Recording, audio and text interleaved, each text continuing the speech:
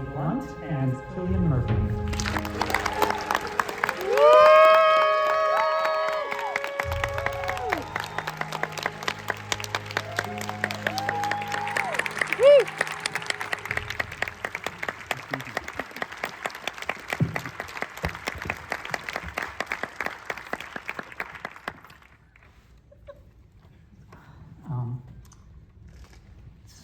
Huge crowd. I want to start, actually, let's start with the end. Cillian, so much of this film happens on your face, I think. Some of the most moving moments of the film, such as the final scene we just witnessed, they happen in close-up with relatively little dialogue. And I'm curious, how do you play moments like that?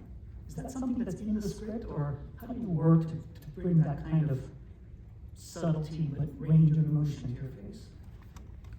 Oh my word! I don't really know. I knew when I read the script that it would have to be kind of quite an interior, small performance. Acting for me has never ever been an intellectual exercise. It's always been an instinctual one. It's about kind of connecting with the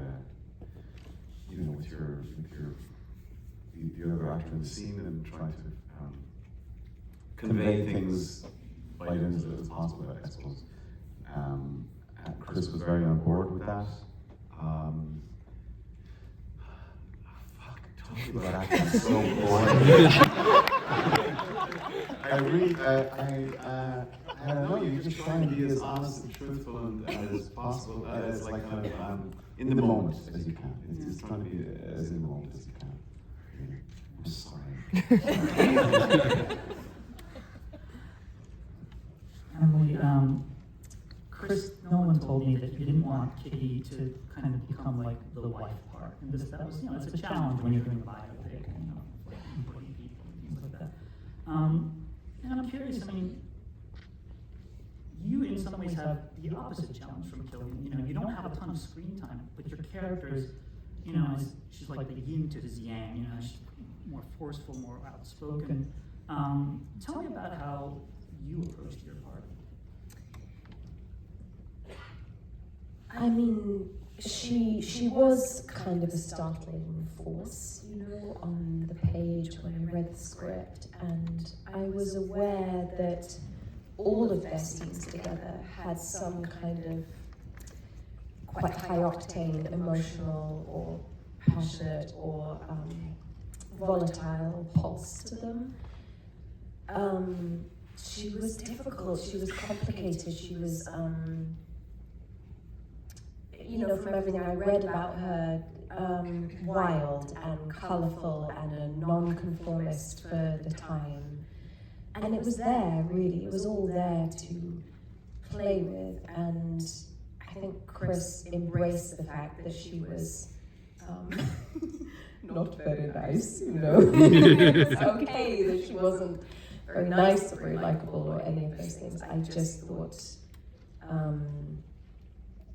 as interior as he was, she was forceful, and I think they were like a couple of sort of intellectual comets coming together.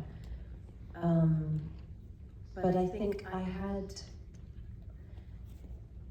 on the outside, right, you can see someone as being one thing, and she could be deemed difficult and unpredictable and sharp-edged, but I guess I'm always interested in the shadow of someone's life, so why are they that way, and what makes them the way they are? And I think working with Cillian was hugely wonderful, because we'd worked together before on Quiet Place too, and we had this kind of shorthand and this secret language, that just, you kind of get it for free going into this next venture together.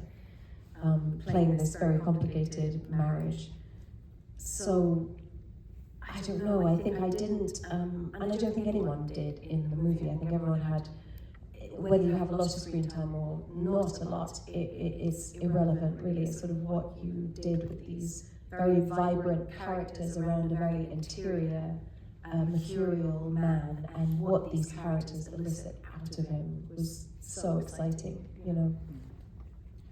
As you researched these characters, what were some of the other surprising things you discovered about them? I mean, it was endless. You know, the material that's available out there is kind of endless, and there's a lot of archive footage out there. And obviously, the book was a really good resource for us because that's what Chris adapted it from, obviously. You know, people ask me this quite often, and I think the answer is that he was intensely human. You know, despite being a generational genius, and we were all living in Oppenheimer's world because of what happened. We were all living in the nuclear age because of what happened. I still think he was so contradictory and so flawed and so naive and so brilliant and so unsure and so arrogant and all of these things in the one personality, and that was really challenging and kind of gratifying to play. But I don't go into playing characters to try and learn things from them. I just want to leave as much there as I possibly can. For me, oh my God, it's talking about acting again. You know, it's just trying to be as honest and to leave as much there as you possibly can, and to leave it to you guys to kind of figure it out. To ask the questions but not give the answers, I suppose.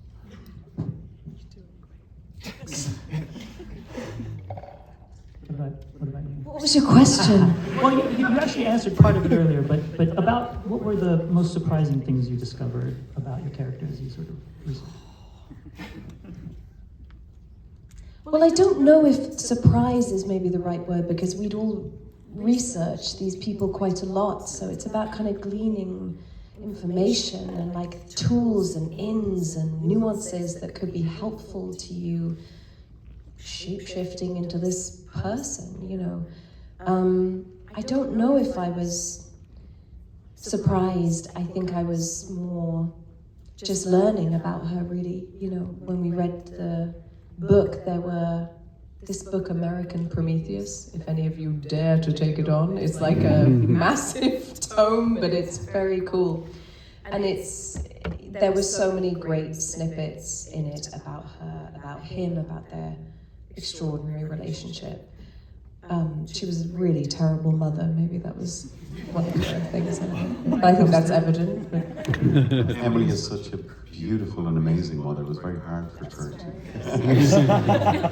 I actually remember the scene where we're driving into Los Alamos and we had that little 2-year-old. Yes. Which I think any of you are parents, you know, at 2 years old, it's the worst age to hand them over to a stranger. And for this, I had to take this little boy, and he was just scream crying as soon as he was handed to me, snot pouring down his face. That was the first take, which is the take in the movie. And then after that, he'd exhausted himself so much, and I sang like Peppa Pig to him to try and calm him down. And then he did fall asleep on me, and I was like looking at Chris like, look, it's amazing. And like Chris was like, we're using the first take. I was like, oh.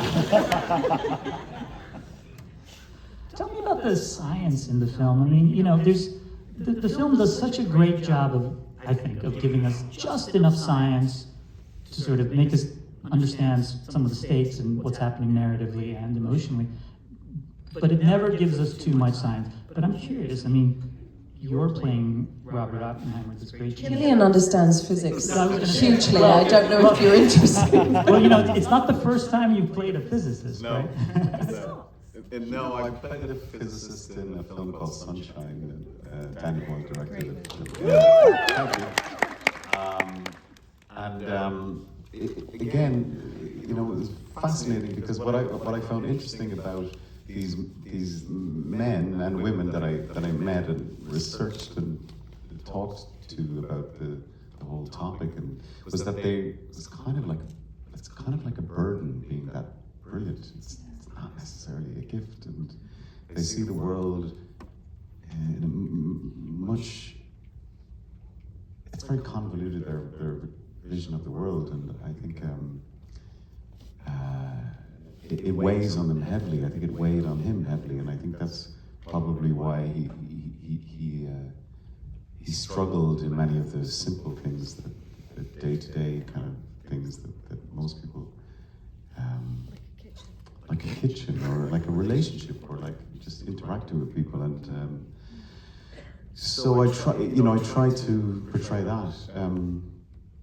But yeah, it's, you know, these people that are this brilliant, it's almost like a vocation, and they're so gifted. It's a lifelong mission to explore the unknown and the mysteries of the world, and they're fascinating people. I've spent time with them, and they're endlessly interesting. But I do think, I don't know if being that brilliant is comfortable all the time, you know, living with it. Describe the vibe on set, because I talked to some of the other actors in the film, and one of the impressions I got was that you know, everybody kind of knew their character in part because of books that had been written about them or books they'd written, and there was a lot of kind of just back and forth between you guys, even when you weren't shooting, almost kind of debating what your characters might have thought of certain things. That was the impression I got, but I was wondering if you could kind of shed light on what it was like to just, I mean, it's an incredible cast, and I get the sense that it was a very communal shoot. Yeah, do you want to? You know, everybody wants to work with Chris Nolan. That's the thing. Every single actor in the world wants to work with Chris Nolan, and I think that's why you have such an extraordinary cast, is because people just want to be in a set with Chris Nolan, and he's such an extraordinary visual director and an extraordinary writer. But I think people may sometimes forget how brilliant he is with actors. Like, he is like ridiculously brilliant with actors, and he loves actors, and he loves you. he loves all actors. He's very curious about, you know, how his words sound in our voices, and so all of the actors, every single actor, from like the smallest part to the biggest part, was completely invested and had done so much research, because all of these humans like lived, and they had real lives, and I remember there was a few scenes where we had to, you know, improvise a little bit, which is rare enough in Chris's movies, and all of the actors were just bang, you know, they knew everything about their characters. It was easy for us to kind of improvise. So yeah, we had there is a group chat, the Oppenheimers. I know that's been around. I think that chat is still going. It is. I heard tonight it's still going. Yeah, it's a very active chat. But they're all like, as you can see, they're all stunning in the film. It truly is a wonderful ensemble, but they were all there for Chris. Yeah. And he has the environment he creates is, even though he must have had a storm in his head every day of what he had to do and what he had to hold together for the film. But there's no chaos at all, none. And he's so understated as a person, and he's remarkably calm and unflappable. It's really wonderful, because then you feel you're protected from the chaos, and you guys know it's like a set can be bedlam, and then you're having to kind of turn it on and churn something out that is hopefully good and against the noise, and all of that goes away. And you know, he's so English. He's like the most English person in the world. So it was the most understated, like when he's happy, he'd be like, all right, happy, moving on, all right, good, yeah. And you'd be like, okay, you know. But it was great, because there was no sort of, I don't know, there was no unnecessary faff or chaos or hierarchy or anything. It's the most focused set I've ever been on. Yeah. Tell me about shooting with the IMAX camera. And I ask that because, you know, I mean, this is actually quite a revolutionary film. Obviously, Chris Nolan has shot lots of the films in IMAX before, but, you know, it's rare to have a film with so many close-ups and intimate scenes shot in IMAX, because apparently the IMAX camera is deafeningly loud. Tell me about, because I'm still kind of baffled by how he's able to pull this off. And also how you're able to give such performances with this giant thing just turning away. You had it in your face the most. I mean, I think Cillian's face, the IMAX was shooting Cillian's face as a landscape. And you were just pulled into every nuance that flickered across his face, and there obviously are a million nuances because he's so mercurial and so brilliant. But I think the IMAX was kind of a gift in some ways for those moments, for those impactful moments.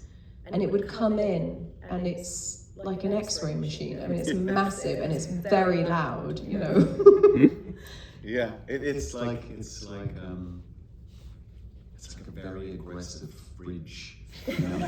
Like it makes tremendous sound, and but you kind of have to get used to it. You know, like I'm a bit of a veteran with the IMAX now. You like it's very alarming at the beginning because it's so huge and so loud. But then you kind of get used to it, like any other kind of format. You know, we've all got used to cameras getting bigger and smaller and tinier and whatever. We're kind of used to that, but and then you also it also reminds you that it's going to be on a screen like this. So you think, okay, I don't know. I just need to think. You know, I just think it doesn't have to be. Don't have to do it. Yeah, you just have to be present, and so yeah. Does that answer the question?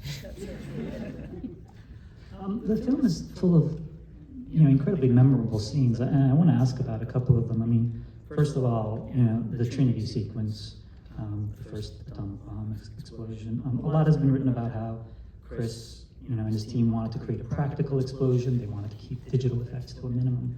But Cillian, what was filming that sequence like for you? Well, I don't want to give away any of Chris's secrets in terms of how we achieved that, because it is all like for real, in camera, no CGI.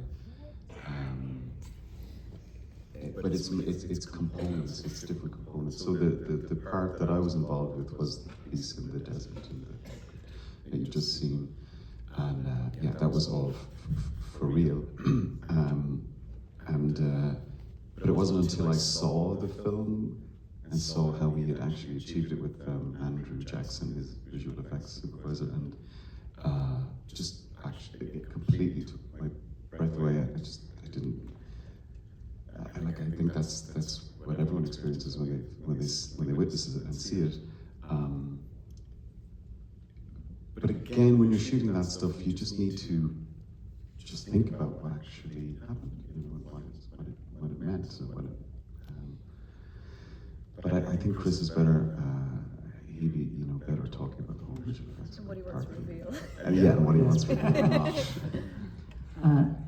Emily, one of my favorite scenes of yours, though, is when they say take in the sheets, and so we see your face, and it's such a complicated expression. I mean, it's a beautiful moment, haunting moment. Can you tell me a little bit about shooting that moment? I mean, sort of an interesting moment for her, I guess. Any kind of domestic chore must have been, for someone like her, having to sort of contort herself into a 50s housewife ideal. I'm sure she would have much rather have been there at the Trinity test, But I think that the stakes must have been so high in Los Alamos, and they must have all driven themselves a bit insane in the isolation and loneliness of that, but in the purpose and the pursuit of that. And the stakes just felt so sky high in that moment, and he did bring out the IMAX camera for that moment, I remember. I remember the fridge coming in. So I realized it was quite a big moment. But yeah, I think the thing to remember, even though what these scientists unleashed upon the world, we're still living in the kind of looming shadow of it now. is that I think none of them felt that they had a choice. I think they all felt they had to do this, and the stakes were like monumental. And you did feel that maybe when we were filming and we shot in the middle of the New Mexican desert. They built Los Alamos, you know, in the middle of the desert, 1940s, 1950s, and it was just like being on what I imagine those old Hollywood sets would have felt like. It was so sweeping and expansive, and so these very accelerated friendships we all had with each other, and we were all in it together and so united that you don't have to turn anything on for those moments. You know what I mean? It's like, it's very easy to just be transported by your environment, really. Speaking of that, I want to also ask about that scene that comes right after the news of the Hiroshima bombing, when he gives the speech to folks at Los Alamos. It's a beautiful scene, incredibly moving, and he, almost goes into this fugue state. Tell me about that scene, because it's, as I understand, most of that was in the script, even though it feels like a very constructed scene with effects and sound effects and things like that. Tell me about shooting that. Well, I suppose I should give some context. Like, we shot the movie in 57 days. So it was like unbelievably fast and focused. But it never felt rushed ever for the acting scenes. I'm sure the crew were under immense pressure, but it never felt like that. And I remember we shot that particular sequence in a half a day. We shot loads of other stuff in the morning, and then we went and did that. But like, everything is scripted. Everything you see in that sequence is all scripted. All of Chris's films, that's why there is no deleted scenes ever, or any, because everything's in the movie. Talking about it, like Emily mentioned, shorthand and trust, and that's what I feel like myself and Chris have developed over the years. And I remember saying to him at the beginning of the shoot, I said, "Just push me, man. I know you've always pushed me, but like, this time just push me. When you feel like you pushed me enough, just push me again." And I felt like in that sequence, we just kind of got somewhere, And you couldn't do that with someone that you didn't trust or that you didn't really hugely respect. The thing about working with a director like him is that his vision is so clear from the beginning. All you want to do is give him the raw materials to realize his vision. That's all you have to do. And to be the best you possibly can. And he knows exactly what he wants. And in that sequence, it was just kind of to do whatever you can to be as truthful and as honest to the script and to the fucking crazy monumental history that we were trying to portray, What went through your mind when he first asked you to do this film? Terror? I mean, obviously you say yes, but... Did you say a lot of expletives? A lot of expletives.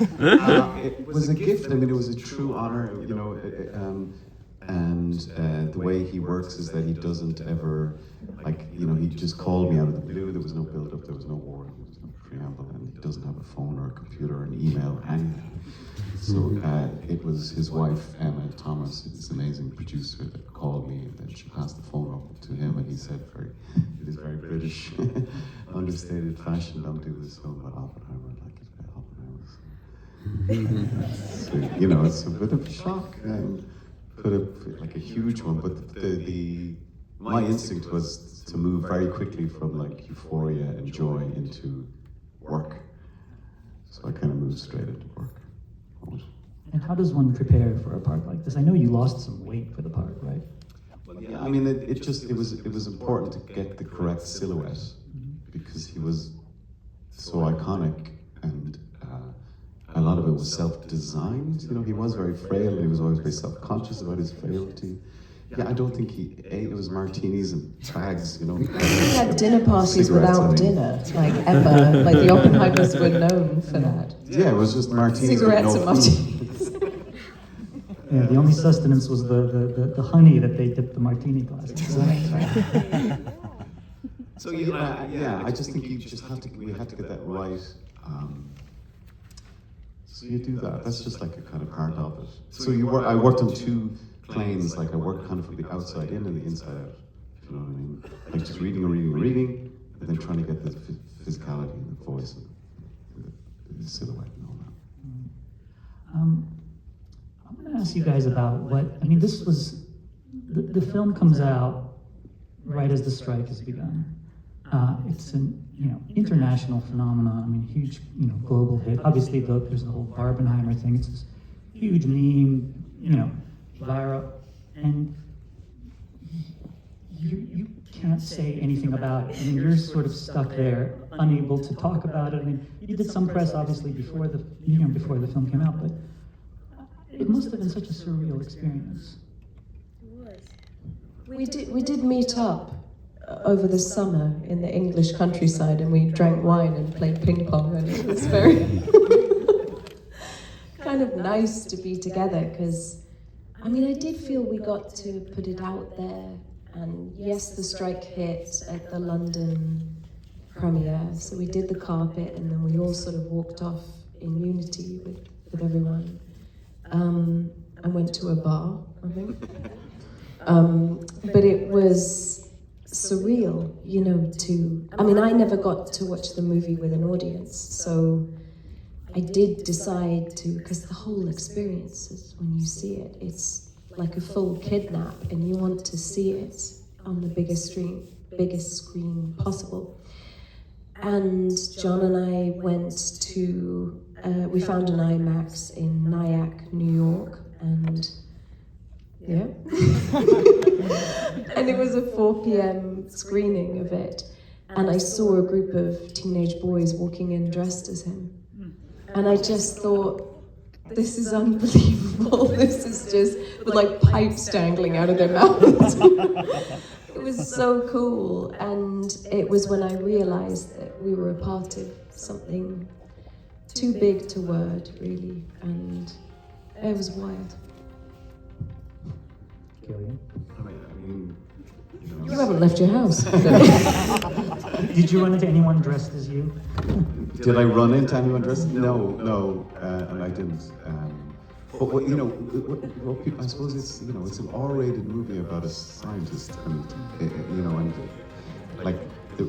I have teenage boys, and there was a lot of their pals were like going to see the film several times.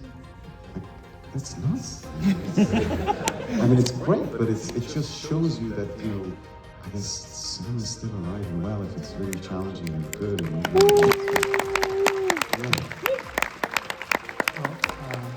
on that note, thank you so much. See you.